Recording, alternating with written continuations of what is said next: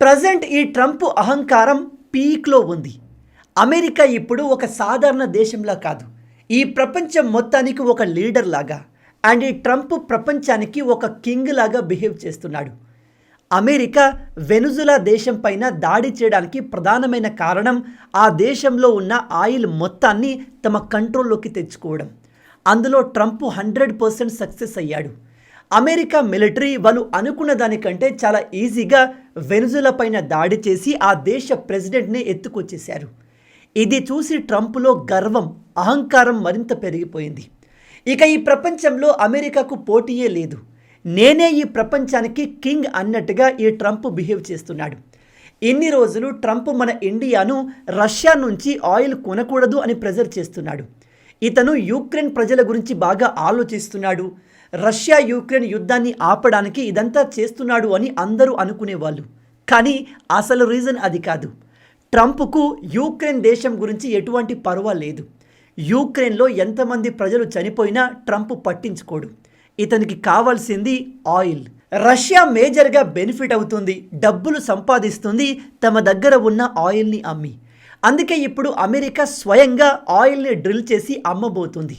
ప్రపంచంలో ఉన్న దేశాలన్నీ అమెరికా ఆయిల్నే కొనాలి. ఇకపై రష్యా దగ్గర ఎవరైనా ఆయిల్ కొంటే వాళ్ళపైన 500% టారిఫ్ వేస్తాను అని ఈ ట్రంప్ బెదిరిస్తున్నాడు. బెదిరించడం కాదు, ఆల్రెడీ దీనికి సంబంధించిన ఒక కొత్త బిల్లును కూడా తీసుకురాబోతున్నాడు. దాని పేరే శాంక్షనింగ్ రష్యన్ యాక్ట్ 2025. ఈ బిల్లు పాస్ అయితే రష్యా దగ్గర నుంచి ఎవ్వరు ఆయిల్ కొన్నా ఆ దేశం పైన అమెరికా 500% టారిఫ్ వేయబోతుంది. ఇక్కడ ఈ ట్రంప్ మేజర్గా టార్గెట్ చేసేది మన ఇండియాను, బ్రెజిల్ అండ్ చైనాను. ఎందుకంటే వీళ్ళే ఇప్పుడు ఎక్కువగా రష్యా నుంచి ఆయిల్ని కొంటున్నారు. ఆల్రెడీ ఈ ట్రంప్ మన పైన 25% రెసిప్రోకల్ టారిఫ్ వేశాడు. అండ్ ఇంకో 25% రష్యా నుంచి ఆయిల్ కొంటున్నాము అని పనిష్మెంట్ టారిఫ్లు కూడా వేశాడు. ప్రజెంట్ ప్రపంచంలో ఏ దేశం పైన లేనంతగా 50% టారిఫ్ని ఈ ట్రంప్ మన దేశం పైన వేశాడు. అండ్ వీడు ఇక్కడితో ఆగేలా కనిపించట్లేదు. మన ఇండియాను మరింత ప్రెజర్ చేయబోతున్నాడు, మనల్ని మరింత టెస్ట్ చేయబోతున్నాడు. ఆల్రెడీ మన ఇండియా ఈ ట్రంప్ ప్రెజర్కి రష్యా నుంచి ఆయిల్ కొనడాన్ని మెల్లమెల్లగా తగ్గిస్తుంది. బట్ ఇప్పటికీ మనం ఎక్కువగా రష్యా నుంచి ఆయిల్ని కొంటున్నాము.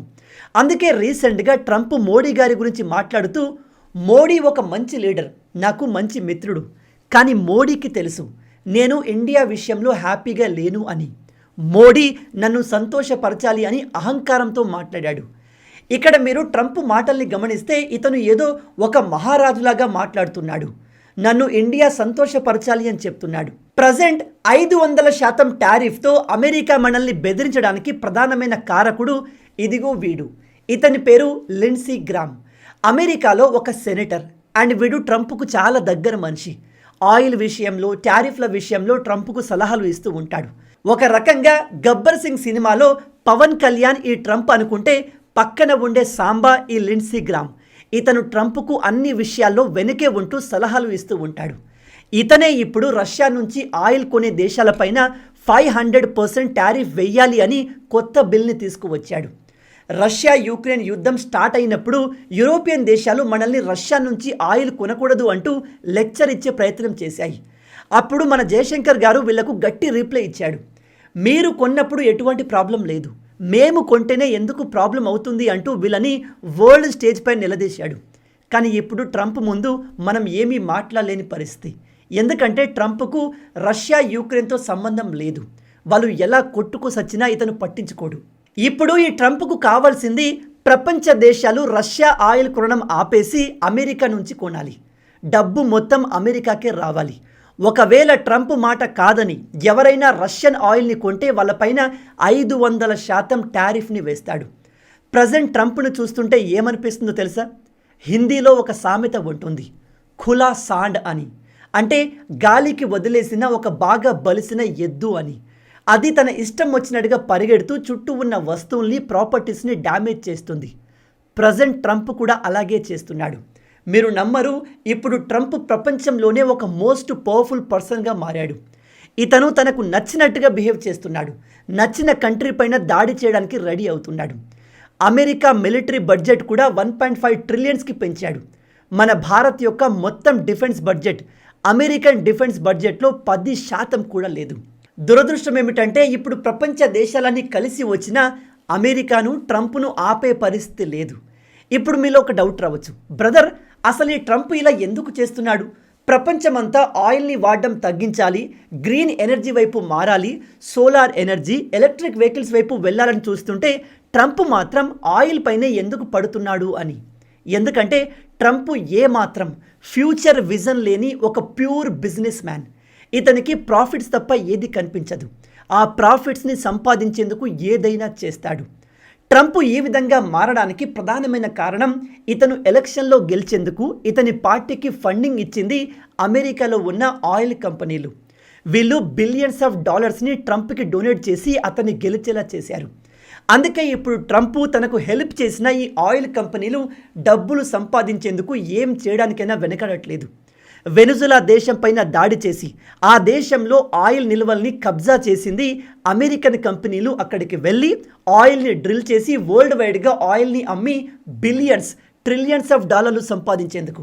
దానికోసమే ట్రంప్ ఇప్పుడు ప్రపంచ దేశాల్ని రష్యా నుంచి ఆయిల్ కొనకండి, కొంటే మీ పైన టారిఫ్ వేస్తాను, నోరు మూసుకొని అమెరికా నుంచి ఆయిల్ కొనండి అని బెదిరిస్తున్నాడు. ఇప్పుడు మీలో కొందరు అంటారు, బ్రదర్ ఇలా ఆయిల్ని ఎక్కువగా వాడితే వాతావరణంలో పొల్యూషన్ పెరిగి గ్లోబల్ వార్మింగ్ జరుగుతుంది, దాంతో ఎర్త్ ఎన్విరాన్మెంట్ టెంపరేచర్ పెరుగుతుంది, ధృవాలు కరిగిపోతాయి, సముద్రం లెవెల్ పెరిగిపోతుంది, వరదలు సునామీలు పెద్ద ఎత్తున తుఫాన్లు ఏర్పడతాయి అని.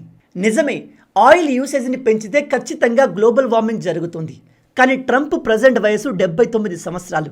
అతనికి భవిష్యత్తు గురించి ఎటువంటి భయం లేదు. ఫ్యూచర్ జనరేషన్ ఎలా బతుకుతుంది, ఎలా ఉంటారు అతనికి అవసరం లేదు.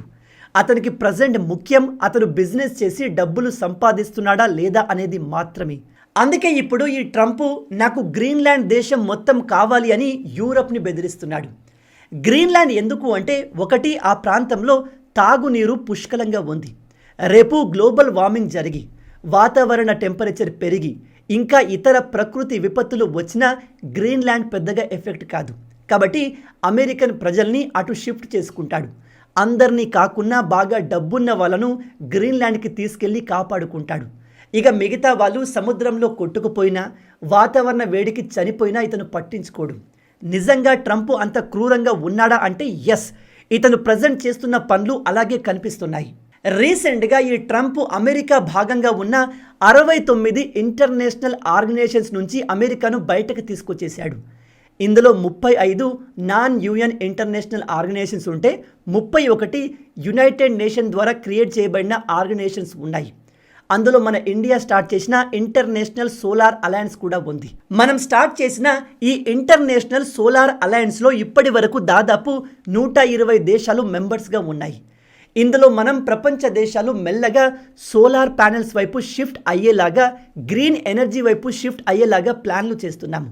కానీ ఇప్పుడు సడన్గా ట్రంప్ వచ్చి ఈ గ్రూప్లో మెంబర్గా మేము ఉండము, దీనివల్ల ఎటువంటి ఉపయోగం లేదు, ఇది ఒక waste organisation, anti America organisation, మేము వీటిలో ఉండము అని దాదాపు 65 ఇలాంటి గ్రూప్స్ నుంచి అమెరికాను వెనక్కి తీసుకున్నాడు. అంటే ఇప్పుడు ట్రంప్ భారీగా ఆయిల్ని తవ్వి బయటకు తీసి ఎక్కువగా పెట్రోల్ డీజిల్ కార్లు తయారు చేయబోతున్నాడు. దీనివల్ల వాతావరణంలో పొల్యూషన్ పెరిగి గ్లోబల్ వార్మింగ్ జరిగి ప్రజలు చనిపోతారు అని తెలిసినా ట్రంప్ దాన్ని పట్టించుకోవట్లేదు. మీకు గుర్తుందా, కొన్ని రోజుల క్రింద ట్రంప్కి ఇలాన్ మస్క్కి గొడవ జరిగింది. ఈ గొడవకు ప్రధానమైన కారణం ఆయిల్. ఎలా అంటే ఇలాన్ మస్క్ టెస్లా కార్లు అంటే ఎలక్ట్రిక్ వెహికల్స్ని తయారు చేసి ప్రపంచవ్యాప్తంగా వాటిని ఫేమస్ చేసి ప్రజలు అటువైపు అట్రాక్ట్ అయ్యేలా చేశాడు. ప్రజలు ఎంతో ఇష్టంగా ఇప్పుడు టెస్లా కార్లను కొంటున్నారు, ఎలక్ట్రిక్ కార్ల వైపు షిఫ్ట్ అవుతున్నారు. ఇది ట్రంప్ ఇంట్రెస్ట్కి కంప్లీట్ విరుద్ధం. ట్రంప్ ఏమో ఎక్కువగా ఆయిల్ని తీయాలి, ఎక్కువగా ఆయిల్ని అమ్మాలి, పెట్రోల్ డీజిల్ కార్లు పెంచాలి అని చూస్తుంటే ఇలాన్ మస్క్ దానికి కంప్లీట్ అపోజిట్ చేస్తున్నాడు. అందుకే కొన్ని రోజుల క్రింద ఇలాన్ మస్క్తో గొడవ పడి ట్రంప్ అతన్ని గవర్నమెంట్ నుంచి పీకేశాడు. ఇప్పుడు మళ్ళీ వీళ్ళు క్లోజ్ అయ్యారు. నాకు తెలిసి ఈవీ కార్లు కాకపోతే నువ్వు స్పేస్ ఎక్స్ రాకెట్లు తయారు చెయ్యి, ట్విట్టర్ ద్వారా డబ్బులు సంపాదించు, ఆర్టిఫిషియల్ ఇంటెలిజెన్స్ ద్వారా డబ్బులు సంపాదించు, నేను నీకు హెల్ప్ చేస్తాను అని ట్రంప్ ఇలాన్ మస్క్కి భరోసా ఇచ్చి ఉంటాడు. ఎందుకంటే ట్రంప్ గెలవడంలో ఇలాన్ మస్క్ కూడా బిలియన్స్ ఆఫ్ డాలర్లు ఖర్చు పెట్టాడు. మొత్తంగా ప్రజెంట్ ట్రంప్ సిద్ధాంతం ఒకటే, భూమి నుంచి ఎంత వీలైతే అంత ఆయిల్ని డ్రిల్ చేసి ప్రపంచానికి అమ్మి ట్రిలియన్స్ ఆఫ్ డాలర్లు సంపాదించాలి. ఎవరైనా వీళ్లకు అగెన్స్ట్గా మాట్లాడితే వాళ్ళపైన 500% టారిఫ్ వేయాలి. అయినా కూడా ఎక్స్ట్రాలు చేస్తే డైరెక్ట్గా యుద్ధానికి దిగాలి.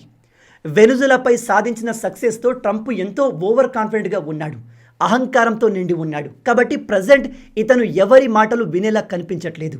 ప్రజెంట్ ఈ ట్రంప్ టార్గెట్లో ఉన్న 3 ప్రధానమైన దేశాలు, 1 ఇండియా, 2 చైనా, 3 బ్రెజిల్. వీళ్ళు ఎట్టి పరిస్థితుల్లో రష్యా నుంచి ఆయిల్ కొనకుండా చెయ్యాలి అనేది ప్రజెంట్ ట్రంప్ ప్రయత్నం. అందులో మనోడు సక్సెస్ అయ్యేలాగే కనిపిస్తున్నాడు. ఇప్పుడు ట్రంప్ రష్యా నుంచి మనం ఆయిల్ కొంటే మనపైన 500% టారిఫ్ వేస్తాను అని బెదిరిస్తున్నాడు. మరి దీనికి అగెన్స్ట్గా మనం ఏమైనా చేయగలమా? ట్రంప్కి కౌంటర్ ఇవ్వగలమా అంటే ఇలా చెప్పడానికి నాకు బాధగా ఉంది, కానీ మనం ఏమీ చేయలేం. మనం ట్రంప్కి సరెండర్ కాక తప్పదు. ట్రంప్ చెప్పినట్టుగా రాబోయే వారం 10 రోజుల్లో మోడీ గారు ఎస్ మేము ట్రంప్ని సపోర్ట్ చేస్తున్నాము, రష్యా నుంచి ఆయిల్ కొనడం ఆపేస్తున్నాము అని ప్రకటించినా మనం ఆశ్చర్యపోనవసరం లేదు.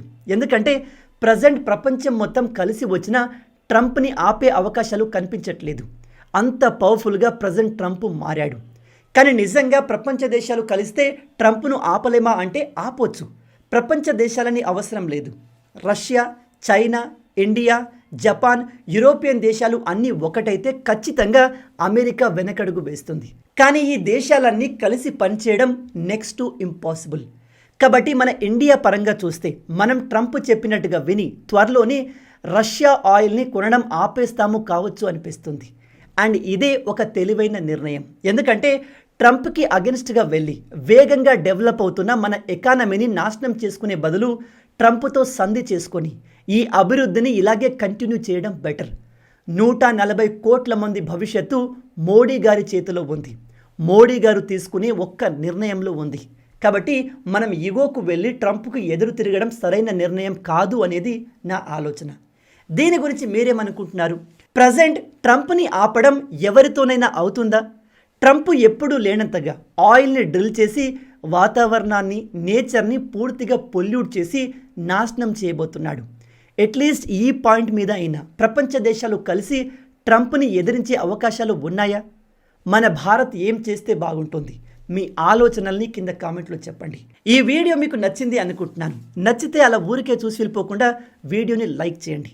మన తెలుగు యువతను ఎంత వీలైతే అంత దేశభక్తులుగా మార్చాలి అనే మిషన్తో పనిచేస్తున్నాము. మన ఛానల్ని సబ్స్క్రైబ్ చేసుకొని ఆ మిషన్లో మీరు భాగం అవ్వండి. రాబోయే వీడియోలో ఇంకో ఇంట్రెస్టింగ్ టాపిక్తో మళ్ళీ కలుద్దాం. అంటిల్ దెన్, జై హింద్, జై భారత్, భారత్ మాతాకి జై.